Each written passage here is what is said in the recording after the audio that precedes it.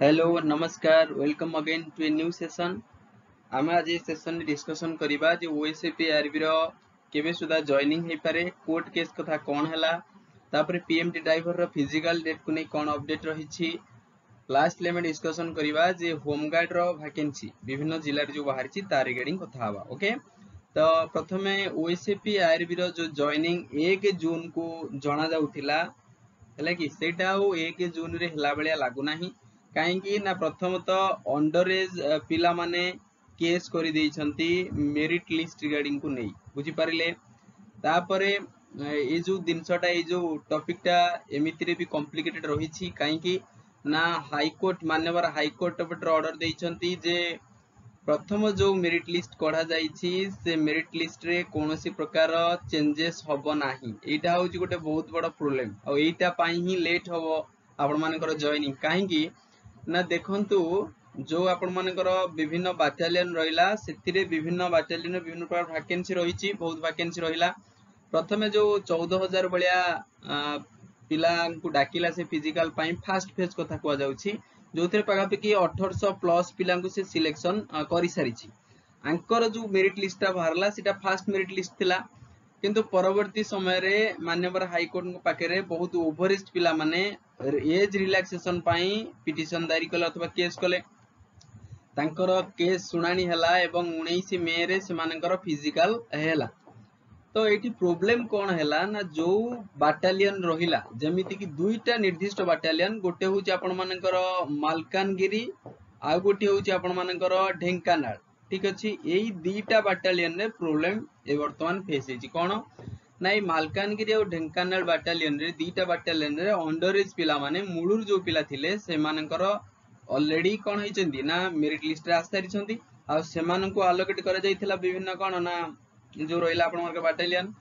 ए battalion रे already seat fill up रही, किंतु ओभरेज पिला माने जो एज रिलैक्सेशन पाइक रे आसिले ए दीटा बाटालियन मध्ये से माने फॉर्म भरिचंती। तो गोटे बाटालियन रे ऑलरेडी सीट फिलअप होई सारिछि, सेही बाटालियन रे आउ थरे केमिति ओभरेज पिला माननकु से नियुक्ति दबो ताकि कौन कहूँ सी ना प्रीवियस मेरिट लिस्ट रे कौनसी चेंजेस हब नाही। तेणु अपने आप एटा गोटे होची कौन ना प्रोब्लेमेटिक रहिबो। आ गोटे कथा, हाँ ये प्रोब्लेम बहुत इजीली सॉल्व करि परिबो जदि बोर्ड चाहिबो हला कि एसएसबी जदि चाहिबो आपण मानकर एटा को इजीली सॉर्ट आउट करि परिबो। देखो तांको पाखरे कथा रहिछि, जदि से माने एमिति करि परंती जे हाईकोर्ट कथा को कोन ना न काटिकरी यही जो फास्ट मेरिट लिस्ट को चेंजेस न करी जो ओभरेज पिला माने एठी जो फॉर्म भरिचंती जो दीटा बाटालियन रे हांकु हे तो अलगा बाटालियन जदि देई देला एवं ये पिला माने जदि कंप्लेन न कले ताहाले आपण मानकर बहुत जल्दी जॉइनिंग संभव। किंतु देखंतु जे जेहेतु एठी बहुत पोस्ट थिला, ओवरऑल कहया गले समस्त को गोटे जॉब दरकार हैले कि बहुत पिला चाहउचंती जे मालकानगिरी, बहुत पिला चाहउचंती ढेंकानाल, ओबियसली एठी बहुत पोस्ट थिला। तो ओभरेज पिला माने जतबेले दीटा बाटालियन रे आसी फॉर्म भरिचंती सेठी जगह नाही आ सीट नाही, तो जदि बोर्ड चाहिबो ताले तांको अलगा जगह रे दे पारे कोन ना रिक्रुटमेंट करिकरी तांकर प्रोसेस ऑलरेडी सरी सारिछि पोस्टिंग दे पारे, ताहाले गोटे तरफा सॉर्ट आउट हे जिवो। नले एमिति भी करि पारे जदि से ओभरेज पिला माने एई दीटा बाटालियन रे इच्छुक अछंती, ये दीटा बाटालियन रा बोर्ड जदि चाहिबो ओबवियस कथा जे सीट को से इंक्रीमेंट करैकरी पुणी कोन करि परिबो ना जॉइनिंग दे परिबो, एमिति हे परिबो। किंतु आ पई टिके प्रोसेस लागिवो आपण में निजे भाई पारुथिबे। तेणु 1 जून कहीं ना कहीं आउ देखा जाऊ नाही जे एथिरे जॉइनिंग संभव बोली। फिर भी आपण माने वेट करंतु जे प्रोबेबिलिटी जे जून मासर लास्ट वीक सुधा जॉइनिंग हेई पारे हैला कि। तेणु जून मंथ देखो एमती केस चलो पुणी जो पिला मानू एमती जदि हम बोर्ड जदि अलग अर्थ रे बुझेला कि अलग अर्थ रे माने डिसीजन नेला जे एई जो बाटालियन लास्ट रैंकर मानू काटिदब है कि बहुत पिला माने कमेंट कर सर लास्ट रैंकर जदि काटिदेला जो पिला माने लास्ट रैंक सिलेक्ट होइचंती तांको काटिदेला ओवरेज पिला माने आंकटू भल मार्क रखिचंती, तेणु से कौन करनेला ना मार्क वाइज लास्ट फेज को आनिक आसिला। तो ये जो दीटा कि धर एठी जो लास्ट बेंचर सब थिले लास्ट रैंकर थिले तांको कटि देले, ठीक अछि। तो से पिला भी कौन करिवे, से पिला पुणी केस करिवे अंडर एज पिला कथा को जाउची से केस करिवे जे आमु काई काटिलो, आमे तो ई बाटेल ना फॉर्म आगुर भरिचु आ माननीय हाईकोर्ट ऑलरेडी आमको ऑर्डर देइछंती जे प्रथम मेरिट लिस्ट रे कोनोस परिवर्तन होबनी, से मेरिट लिस्ट आपण कोन पई काटिबे बुझी परछंती। तो कहीं ना कहीं एटा दी तरफा गोटे केस चलला भलिया बे कंटिन्यू चलिबो। तो 1 जून कहीं ना कहीं संभव लागुनी, फिर भी प्रोबेबिलिटी रही जे जून मंथ रो लास्ट वीक सुधा हैला कि जून आपण कहि परिबे 25 20 25 आड़ को एमती हेई पारे जे जॉइनिंग दे दी पारे। कहीं ना बोर्ड चाहिए बहुत इजिली सॉर्ट आउट कर परिबो। ए बाटालियन आइदर इंक्रीमेंट कर दउ सीट न हले ये जो ओवरेज पिला मान रहिछन्ती एमिते कोइनी जे ओवरेज पिलांकर जो मेरिट लिस्ट बारे ता आधरे किछि चेंजेस होबनी। ओवरेज पिलांकु नै करी अलगा को बाटालियन भरि देई पारे, विभिन्न बाटालियन रहिछि।